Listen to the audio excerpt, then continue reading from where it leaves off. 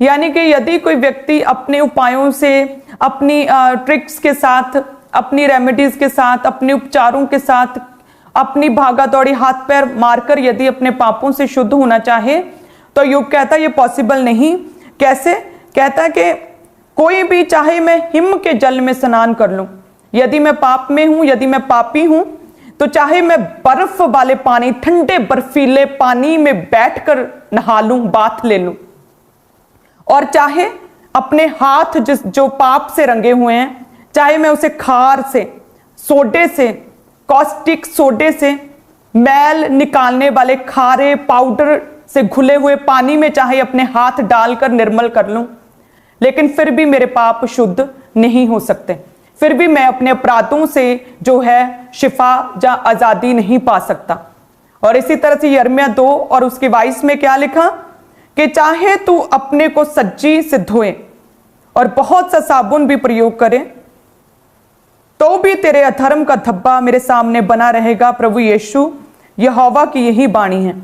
वचन कहता है कि चाहे तू अपने को सज्जी से धोए। सज्जी जो सोडा, खारा पदार्थ, जैसे सोडा पाउडर होता है, जिसे पानी में घोलकर किसी भी मैली चीज के ऊपर अगर डालो तो सारी मैल निकल जाती है।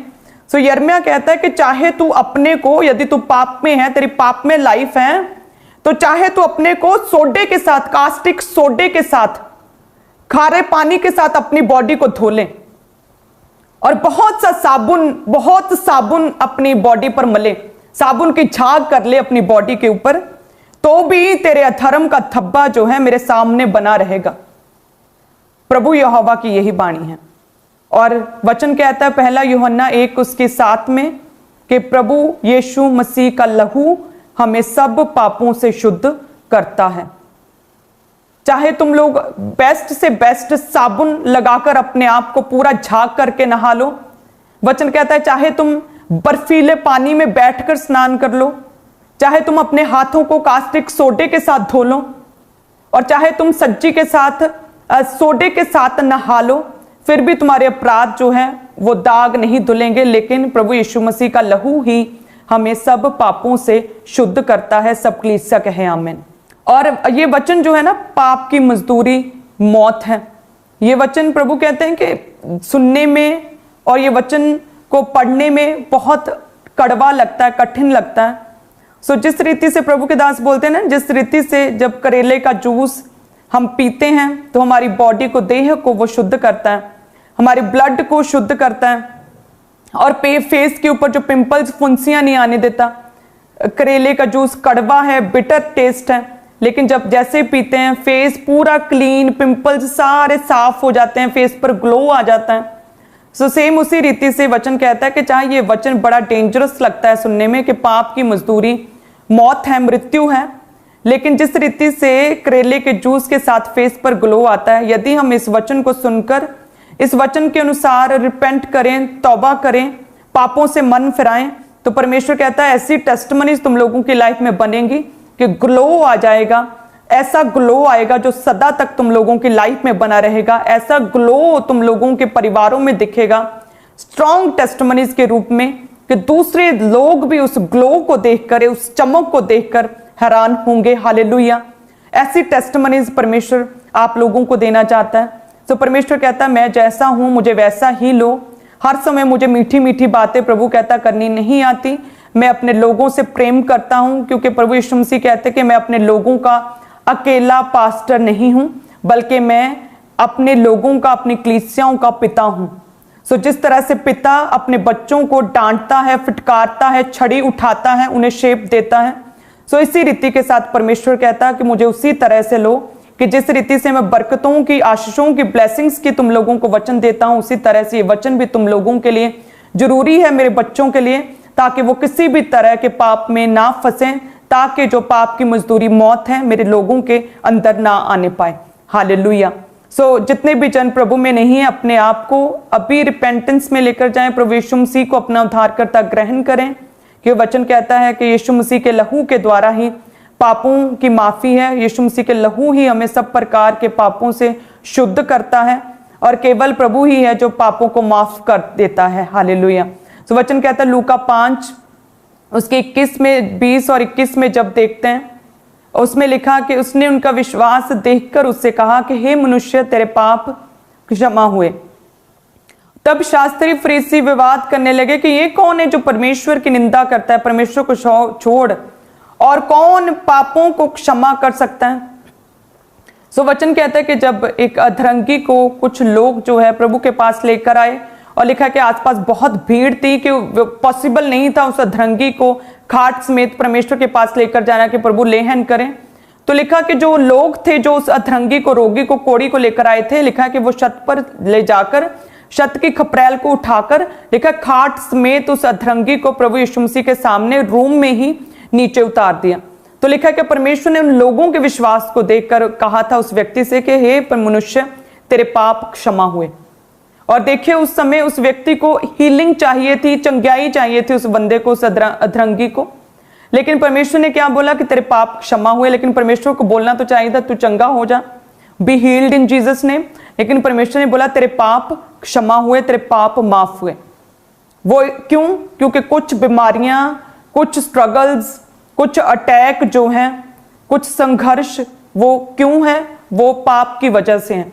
और जैसे ही परमेश्वर ने उस व्यक्ति से बोला कि हे मनुष्य, तेरे पाप माफ हुए, लिखा है कि वो उसी समय खड़ा हुआ, उसने अपनी खाट को उठाया और वो चलने फिरने लगा और वो चला गया, वो हील हो गया टोटली कंप्लीटली।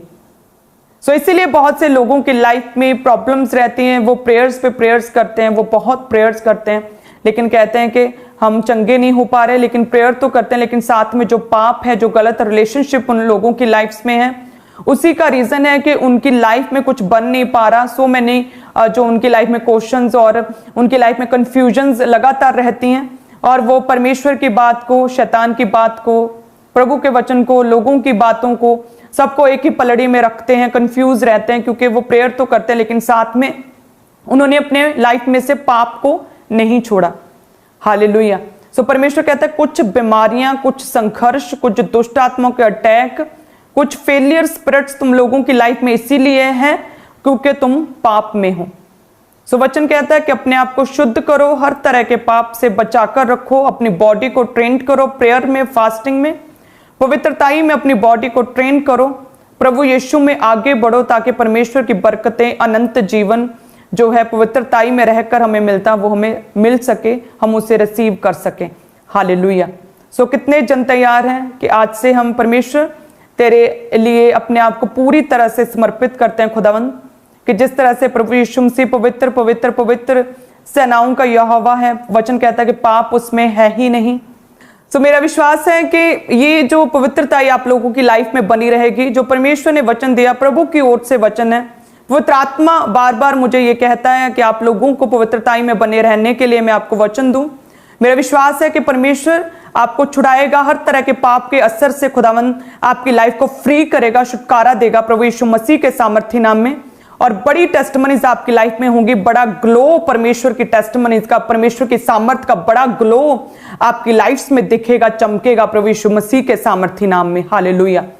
आप जानते हैं आप में से बहुत लोग जो है पवित्रताई में है, प्रभु में जीवन जीते हैं, लेकिन बड़ी टेस्टमनी कई बार वो कंसीव नहीं कर पाते और वो बिल्कुल सेम ऐसे ही लगते हैं जैसे एक बंदा पाप में है, उसी की तरह ही दूसरा पवित्र जन जो पवित्रताई में जी रहा है वो एक ही लेवल पर सेम लगते हैं। लेकिन कुछ समय बाद आप वो अंतर देखेंगे जो आपकी टेस्टमनीज का और उस व्यक्ति में पाप के असर का दिखेगा।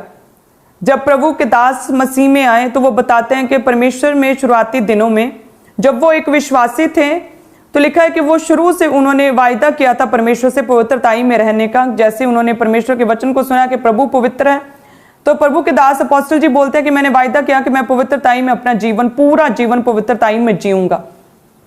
तो वो कहते हैं कि मेरे साथ और भी बहुत से लड़के और लड़कियां थे जो कि मसीह में आए थे, एक ग्रुप था बड़ा जो मसीह में थे, वे सभी जन लिखा है कि वो भी कहते हैं कि वो भी प्रार्थना करते थे और साथ में वो गलत रिलेशन में भी थे, वो सेवा करते थे लेकिन साथ में पाप में भी थे, वो प्रभु के काम करते थे लेकिन साथ में निंदा भी करते थे, चुगली भी करते थे।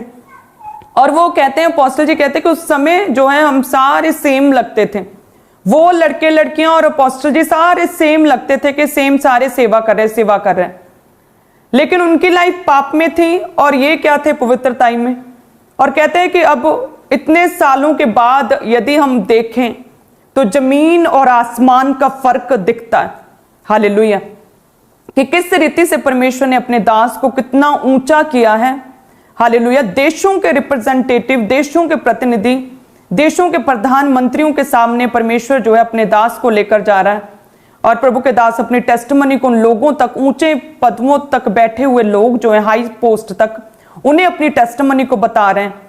इंडियन क्रिश्चियनिटी के विषय में उन्हें बता रहे हैं। ये बड़ी एक गर्व की, एक ऑनर की बात है जो परमेश्वर ने ऑनर दिया, आदर दिया। हालेलुया, प्रभु के दास जो हैं वो अमेजिंगली लगातार प्रेयर्स में रहते हैं। आप जानते हैं दिनों रात प्रार्थनाओं में रहते हैं, उनकी प्रेयर्स कभी कम नहीं होती। हमारी शादी को इतने साल हो गए, मैंने आज तक उनकी प्रेयर को कभी कम नहीं होते हुए देखा।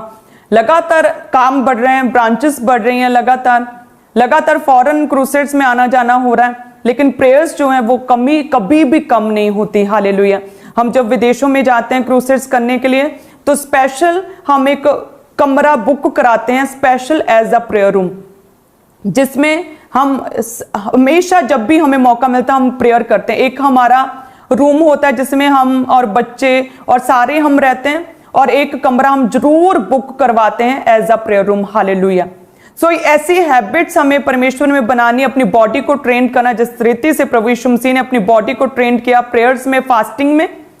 प्रभु के दास प्रेयर्स में, फास्टिंग में रहते हैं, उसी तरह से हमें अपनी बॉडी को ट्रेन करना है, ताकि किसी भी तरह का शैतान, किसी भी तरह के पाप के साथ हमारी लाइफ में ना आने पाए, ताकि हम हर तरह के पाप से बचे रहें।